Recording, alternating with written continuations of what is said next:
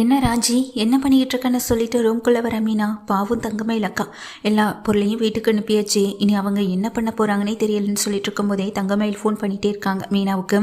யார் அப்படின்னு ராஜி கேட்க, அந்த தங்கமயில் அக்கா தான் ஃபோன் பண்ணுறாங்கன்னு சொல்ல, என்ன பேச போகிறாங்கன்னு தெரியலேன்னு சொல்லிட்டு இருக்காங்க.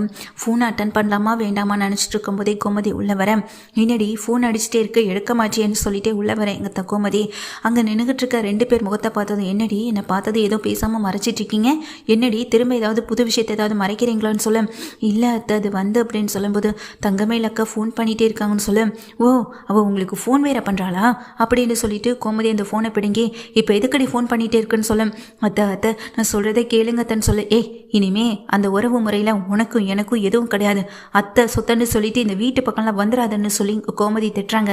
மயில் இங்கே ரொம்ப அழுகிறாங்க. அத்தை இப்போ நான் சொல்ல வரதை கேளுங்கத்தன்னு சொல்ல, இங்கே பாருடி பண்ணது வரைக்கும் போதும், இதுக்கப்புறம் நீ சொல்கிறத நாங்கள் எதுக்கடி கேட்கணும், நீ இதெல்லாம் பண்ணுறதுக்கு முன்னாடியாவது கொஞ்சமாவது உன் மேலே எனக்கு இறக்கம் இருந்துச்சு, இந்த வீட்டு ஆளுங்க மேலே உண்மையான அக்கறை வச்சுருந்தேன்னு நான் நினச்சிட்டு இருந்தேன், அதுக்காக வச்சு உன்னை எப்படியாவது இந்த வீட்டுக்கு கூட்டிகிட்டு வரலான்னு யோசிக்க கூட செஞ்சேன். ஆனால் எப்போ நீ எங்கள் எல்லாரையும் ஸ்டேஷனில் கொண்டு உட்கார வச்சியோ அப்போவே தெரிஞ்சு போச்சுடி, இந்த வீட்டில் நீ எல்லார் மேலேயும் அன்பு பாசம் அக்கறைன்னு இது மாதிரி இருக்கிற மாதிரியெல்லாம் நடித்தது எல்லாமே உண்மையாக இருக்க மாதிரி இதெல்லாம் இருந்தது எல்லாமே வெறும் நடிப்படி அப்படின்னு சொல்ல, இல்லை நான் சொல்ல வரதை கேளுங்கத்தன்னு சொல்ல, வைடி ஃபோனை, இனி இந்த வீட்டில் யாருக்காச்சும் ஃபோன் பண்ண அப்படின்னு சொல்லிட்டு ஃபோன் நம்பரை வந்து பிளாக் பண்ணிடுறாங்க எங்கள் கோமதியும். இதுக்கப்புறமா அவளுங்க ஃபோனே இங்கே வரக்கூடாது, எனக்கு தெரியாமல் அவகிட்ட நீங்கள் ஏதாவது பேசுனீங்க அப்படின்னு சொல்ல, அப்படிலாம் எதுவும் பண்ண மாட்டோம் அப்படின்னு சொல்லிட்டு இருக்காங்க. அந்த நேரத்தில் தான் கோமதி இங்கே உள்ள வந்ததுக்கான விஷயத்த சொல்கிறாங்க. ஆமாம் நாளைக்கு நம்ம ராஜிக்கு கல்யாண நாள் தானே அப்படின்னு சொல்ல, ஆமாம் அத்தை அப்படிங்கிறாங்க. சரி அதுக்கான ஏற்பாட்டை மட்டும் பண்ணால் பார்த்தா போதும், முதலுக்கு திருமண நாள் இதை நம்ம நல்லபடியாக கொண்டாடணும் அப்படின்னு சொல்லிட்டு இருக்காங்க எங்கள் கோமதி சொன்னதை கேட்டதும் ராஜியும் இங்கே சாதாரணமாக இங்கே மீனாவை பார்த்துட்டு நிற்க, கோமதி சொல்ல வந்த விஷயத்த சொல்லிட்டு வெளியே போயிடுறாங்க. ராஜி மீனாவை பார்க்குறாங்க. அக்கா என்னக்கா இதுன்னு சொல்ல, சரி அதை விட ராஜி, நாளைக்கு உனக்கும் கதிருக்கும் கல்யாண நாள், என்ன ஸ்பெஷல், எங்கே போக போகிறீங்கன்னு சொல்லி கேட்க, அக்கா அதெல்லாம் நாங்கள் எங்கேயும் போகலக்கா அப்படின்னு சொல்லிட்டு இருக்காங்க. ஆமாம் நீ கதிர்கிட்ட கேளு, இல்லைனா கதிர்கிட்ட நான் பேசுகிறேன்னு சொல்லிட்டு மீனா அந்த இடத்த விட்டு போக, ஆமாம் அவன் என்னத்தை பண்ணி கிழிக்க போகிறான், எதையுமே பண்ண மாட்டான், என்கிட்ட கொஞ்சம் நேரம் கூட டைம் எடுத்து பேச மாட்டான், ரொமான்ஸா அது கொஞ்சம் கூட அவனுக்கு சுத்தமாக வரவே வராது, இதில் கல்யாண நாளைக்கு நீ அவன் எங்கே வெளியில் கூட்டிகிட்டு போயிட போகிறான் அப்படின்னு நினச்சிட்டு இங்கே ராஜி நின்றுட்டு இருக்காங்க. அடுத்த நாள் பொழுது விடியறதுக்குள்ளேயே எங்கள் கதிர் வந்துட்டு சர்ப்ரைஸாக நம்ம ராஜிக்கு ஏதாவது செய்யணும், எங்கள் கல்யாண நாள் எப்படி வேணாலும் நடந்திருக்கலாம், எங்கள் கல்யாணம் ஒருத்தருக்கு ஒருத்தர் பிடிக்காம தான் நடந்தது, ஆனால் இப்போ பிடிச்சு சந்தோஷமாக வாழணுன்ற ஒரு எண்ணம் எனக்குள்ளே வந்திருக்கு, அதே மாதிரி தான் ராஜிக்கும் இருக்குன்னு நான் நினைக்கவும் செய்கிறேன். ராஜிக்கு என்ன கிஃப்ட் கொடுக்கலான்னு நினச்சி தேடி பார்த்து ஒரு நல்ல கிஃப்ட்டை இங்கே வாங்கிட்டு வரவும் செய்கிறாங்க கதிர் வாங்கிட்டு வந்து கிஃப்ட்டை கொடுக்காம தயங்கியபடி நின்றுக்கிட்டே இருக்க, என்ன நீ எதுக்காக என்கிட்ட நீ 2 நாளாக பமிக்கிட்டே இருக்க அப்படின்னு சொல்ல, அதெல்லாம் ஒன்றும் இல்லை கல்யாண நாளுக்கு அப்படின்னு சொல்ல, ஓ உனக்கு அந்த நினைப்பு வேற இருக்கா அப்படின்னு சொல்கிறாங்க. இல்லை அத்தை ஏதாவது சொன்னாங்களா அப்படின்னு சொல்ல, இப்போ எதுக்கு நீ அதெல்லாம் பற்றி பேசிக்கிட்டு இருக்க, நம்ம ஏதாவது வெளியில் போயிட்டு வரலாமான்னு சொல்லிட்டு இங்கே ராஜியை கூட்டிகிட்டு வெளியேவும் கிளம்புறாங்க. இங்கே கதிர் ராஜி 2 பேருமே வெளியே கிளம்பிட்டு சந்தோஷமாக போகிறத முத்துவேல் பார்த்துட்டே இருக்காங்க. முத்துவேல் வந்துட்டு இங்கே ராஜி போகும்போதே தலையாட்ட முத்துவேலும் தலையாட்டுறாங்க. நம்ம பொண்ணுக்கு இன்னைக்கு கல்யாண நாளாச்சுல, அவள் தானே அன்னைக்கு கல்யாணத்தன்னைக்கு ஓடி போயிட்டு வந்தா, ஓடி போனவ அன்னைக்கு கதிரை கல்யாணம் பண்ணி இந்த வீட்டு வாசலில் வந்து இறங்கினதெல்லாம் நினச்சி பார்க்குறேன். எங்கள் முத்துவேலுக்கு மனசெல்லாம் ஒரு பக்கம் சங்கடமானாலும் இன்னொரு பக்கம் வெளியே வர, எங்கள் வடிவும் என்னங்க நம்ம பொண்ணை பற்றி தானே யோசிக்கிறீங்கன்னு சொல்ல, இன்னைக்கு அவளுக்கு கல்யாணம் ஆகி 1 வருஷம் ஆகுது, ஏதாச்சும் நம்ம அப்படின்னு சொல்ல, போதும் நம்ம அதை பற்றி எதுவும் பேச வேண்டாம், அன்னைக்கு கஷ்டத்தில் இருந்தாங்க காப்பாற்றணும், அதோட விட்டணும், திரும்ப அந்த குடும்பத்தோட ஒட்டு உறவாடுறது இது எதுவுமே வேண்டாம் அப்படின்னு இங்கே முத்துவேல் ஸ்ட்ராங்காக சொல்லிட்டு இங்கேருந்து கிளம்பி வெளியே போகவும் செய்கிறாங்க. வடிவு ரொம்ப மனசு சங்கடப்பட்டு நிற்கவும் செய்கிறாங்க. அக்கா நீங்கள் எதுக்கும் கவலைப்படாதீங்கக்கா வாங்கன்னு சொல்லி மாறி உள்ளே கூட்டிகிட்டு போகவும் செய்கிறாங்க. இப்போ வெளியே போன கதிர் எப்போதும் போல் அந்த கிரவுண்டை கூட்டிகிட்டு ஏதா நீ கொடுக்குற எனக்கு சர்ப்ரைஸா, 2-3 நாளாக இங்கே ப்ராக்டிஸ் பண்ண வரலன்னு இப்போ இங்கே ப்ராக்டிஸ் பண்ண கூட்டிகிட்டு வந்திருக்கேன் அப்படி தானே அப்படின்னு சொல்லி இங்கே கேட்கவும் செய்கிறாங்க கதிரும் ராஜி கேட்ட உடனேயே கதிர் சொல்கிறாங்க, உனக்கு எப்போதும் என்னை பற்றி தப்பாக நினைக்க தானே தெரியும், நீ என்னைக்கு தான் என்னை சரியாக புரிஞ்சு வச்சுக்க போகிறேன்னு சொல்லி கேட்க, ஆமாம் நீ அப்படியே என்னை புரிஞ்சு வச்சுக்கிட்டாலும் அப்படின்னு சொல்ல, இப்போ எதுக்கு இன்றைக்கி சண்டை போடுறேன், உனக்கும் எனக்கும் கல்யாணம் ஆகி 1 வருஷம் ஆகுது, நீ என்கிட்ட சிக்கி நான் உங்ககிட்ட சிக்கி இதோட 1 வருஷம் ஆயிடுச்சு, நம்ம 2 பேர் கல்யாணம் எப்படி நடந்துச்சுன்னு அப்படின்னு சொல்ல, போதும் நீ அதை பற்றி பேசலாம் வேண்டாம் அப்படின்னு எங்கள் ராஜி சொல்ல, கதிரும் சரி 1 நிமிஷம் வெயிட் பண்ணுன்னு பைக்கில் போயிட்டு வாங்கிட்டு வந்த கிஃப்ட்டை எடுத்துகிட்டு வராங்க. என்ன இது அப்படின்னு சொல்லி கேட்க, நீ வேணா எனக்கு எந்த கிஃப்ட்டும் கொடுக்காம இருக்கலாம், ஆனால் நான் உனக்கு கொடுக்க போகிற கிஃப்ட்டு அப்படின்னு சொல்லிட்டு அதை கொடுக்கவும் செய்கிறாங்க. அப்போது முத்துவேல் வந்துட்டு வெளியே போகிறேன்னு சொல்லிட்டு கிளம்பி வந்தவங்க ராஜி கதிர் பின்னாடியே தான் வந்து நிற்கவும் செய்கிறாங்க. ராஜி கதிர் அவங்க 2 பேரும் பேசிக்கிட்டு இருக்க அதே வேளையில் மரத்துக்கு பக்கத்தில் நின்று அதை கவனிக்கவும் செய்கிறாங்க. இங்கே முத்துவேலும் என்னதான் கல்யாணம் ஆகியிருந்தாலும் சந்தோஷமாக இருக்காளா என்னன்னு நமக்கு சரியாக தெரியல. உண்மையிலேயே சந்தோஷமாக இருக்காளா இல்லை ஊருக்காக வாழ்ந்துட்டு இருக்காளான்னு தெரியாமல் தவிச்சு போயிட்டுருக்க முத்துவேல் அதை தனியாக நின்று ஓரமாக என்ன பண்ணிகிட்டு இருக்காங்கன்னு பார்க்கும்போது கதிர் கிஃப்ட் கொடுக்குறத பார்த்ததும் கொஞ்சம் முகத்தில் சிரிப்பும் வருது முத்துவேலுக்கு.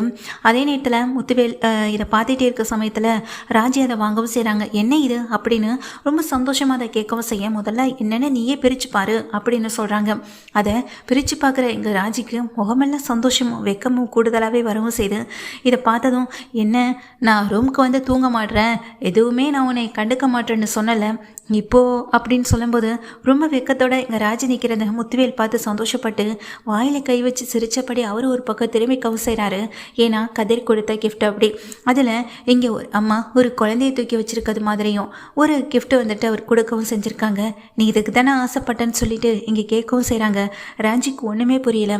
ஃபர்ஸ்ட்டு நம்ம 2 பேரும் ஒருத்தர் புரிஞ்சுக்கிட்டோமா அதை பார்க்கணும், அதுக்கு பிறகு தான் மற்றது எல்லாமே. ஃபர்ஸ்ட்டு உன்னுடைய எய்ம் என்ன? நீ போலீஸ் ஆகணும்னு ஆசைப்பட்டேன், உங்கள் அப்பா அம்மா முன்னாடி போலீஸ் ஆகி நிற்கணும்னு ஆசைப்பட்டல, ஃபஸ்ட்டு அதில் நீ கான்சன்ட்ரேட் பண்ணு, அதுக்கப்புறமா தான் நமக்குள்ளே எல்லாமே அப்படின்னு கதிர் சொல்லும்போது தன்னை அறியாத ராஜி கண்கலங்கியபடி கதிரை கட்டி பிடிக்க, கதிரை வந்துட்டு ராஜி அழாத ராஜி, உனக்கு எப்போதுமே நான் இருப்பேன், உன் கூட உன் பக்கத்தில் என்றைக்குமே நான் கூடவே இருப்பேன் சரியா அப்படின்னு சொல்கிறாங்க.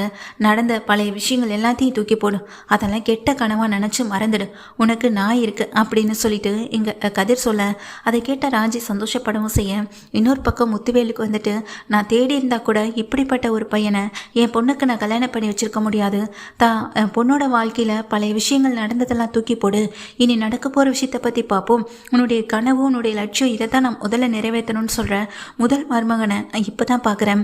கோமதி என் தங்கச்சி மட்டும் இல்லை, அவள் நல்ல முறையில் நல்ல வளர்ப்பை தான் இங்கே வளர்த்துருக்கான்னு இங்கே மனசார முத்துவேல் புரிஞ்சுக்கவும் செய்கிறாங்க. கதிருக்கும் ராஜிக்கும் நம்ம ஏதாவது ஒரு நல்ல விஷயத்த பண்ணணும் அப்படின்னு நினச்சிட்டு அந்த இடத்த விட்டு முத்துவேல் கிளம்பி வெளியே போக இங்கே நிற்கிற கதிர் ராஜி ரொம்ப சந்தோஷப்படுறாங்க.